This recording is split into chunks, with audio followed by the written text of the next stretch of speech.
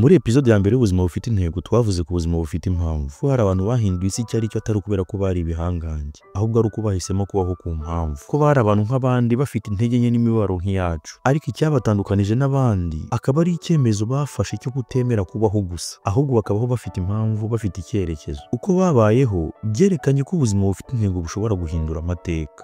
Dore bamwe babaye ibikoresho by'impinduka, isi ihinduka uko iri ubu kubera uko babayeho. Bamwe murabazi mwumvishe ibigwi byabo, ariko ntitwabura kubasubiramo ngo n'abatabazi babamenye, bazagerageze no gushakisha byinshi byimbitse kuri bo. Muri iki kiganiro tugiye kubaha amazina y'abantu batagize ubuzima bwabo impanuka, ahubwo babuhinduye impano isi itazibagirwa. Stephen Hawking yabaye umwe mu bantu bari bafite ubwonko bwihariye ku isi. Yamenyekanye kubera ubushakashatsi bwe ku by'ubwenge bwo hejuru bujyanye n'ihindagurika ry'ikirere cosmology, ariko atarageza no ku myaka 25 abaganga bamubwiye ko afite indwara idakira. Iyo ndwara ni indwara yangiza imyakura igenzura ingingo z'umubiri. Buhoro buhoro yabuze ubushobozi bwo kugenda, kuvuga no gukoresha umubiri. Indwara yamuteye ubumuga bukomeye kugeza ubwo atakibasha kuvuga adakoresheje mudasobwa n'ijwi rya robo. Ariko hari ibintu indwara itigeze imukuraho: intego, impamvu n'inzozi.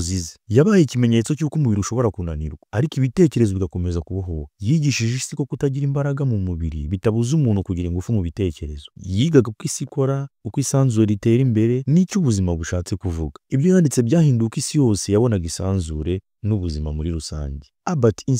Albert Einstein mu buto bwe yari acecetse, atekereza cyane. Bamwe bakanakeka yuko afite ikibazo, ariko ubwenge bwe ntabwo bwagumye mu mibare gusa. Yarwanije intambara, avuga ku mahoro, arengera uburenganzira bw'abantu bose. Yanavuze ko ubwenge butagira impuhwe ntacyo bumaze, ko umutima wuje impuhwe aribwo bushobozi bukomeye kurusha ubwenge. Albert Einstein ntiyavumbuye gusa, ahubwo yanatumye abantu bongera gutekereza icyo kuba umuntu ari cyo. Mu gihe abandi babonaga isi uko isa, we yayibonagamo indi sura yuzuyemo icyizere n'ibishoboka. Yayirebaga mu ishusho y'ejo hazaza, ishusho y'amarembo afunguye. Aho abandi babonaga gusa uko isi iri uyu munsi, yatangiye kuyisobanura mu bitekerezo aho kuyemera uko isa. Yatumye isi itekereza birenze uko amaso yabonaga. Leonardo da Vinci yari umuhanga mu bintu birenze gutekereza. Yashushanyije indege igihe isi yari itarazubaka. Yandika imashini zishobora gukora ibintu abantu bari batarabona. Yari umunyabugeni, umushakashatsi, umwanditsi, umuhanga mu mibare no mu bitekerezo by'ahazaza. Umutwe we wakoraga nk'uw'abantu amagana, ariko icyo abantu benshi bamuziho cyane ni Mona Lisa,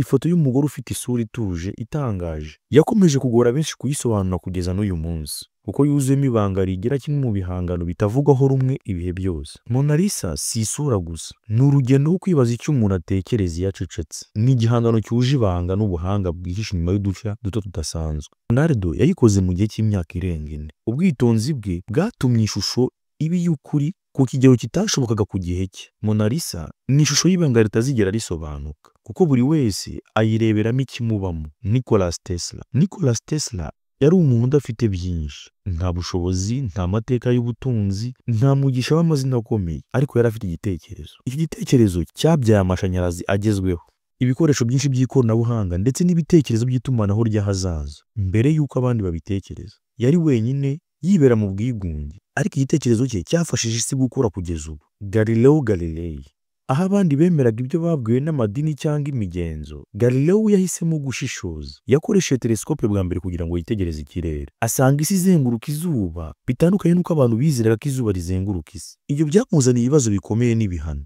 ariko yahisemo guhagarara ku kuri. Yari umuhanga mu by'ubugenge, astronomy n'imibare. Yahigaga ukuri ku mikorere y'isi n'ikirere, kandi yaharaniraga ko ubumenyi bwa siyanse butesha agaciro ibitekerezo byafatwaga nk'ukuri gusa kuko byemewe n'idini cyangwa amateka. Aba bose bari imbere y'igihe cyabo, ntibapfaga kubaho. Bahisemo kugira impamvu, bahisemo gushora ubwenge bwabo ku nyungu y'isi. Bateje imbere ubumenyi n'ikiremwamuntu. Bahuye n'abanzi b'impinduka, ntibacika intege. Ubuzima bwabo bwarabagoye, ariko bahise icyizere. Aho abandi bacikaga intege, batanze igisubizo isi itari ifite. None se wowe uriteguye? Banza wemere ko ubuzima bwawe bufite agaciro, kandi ko kuba uriho bishobora kugira icyo bivuze ku bandi. Ubuzima bushobora kugorana, ariko iyo ubayeho ku mpamvu bushobora no guhinduka. Ibyo tubonye uyu munsi biratwereka ko umuntu utanga impamvu ku buzima bwe ashobora guhindura n'amateka y'abazabaho nyuma ye. Ubuzima bufite intego ntabwo ari inzozi z'abantu b'ibitangaza, ahubwo ni icyemezo umuntu wese ashobora gufata. Ese iyo umaze kumenya impamvu uriho, niki gihinduka mu mibereho yawe?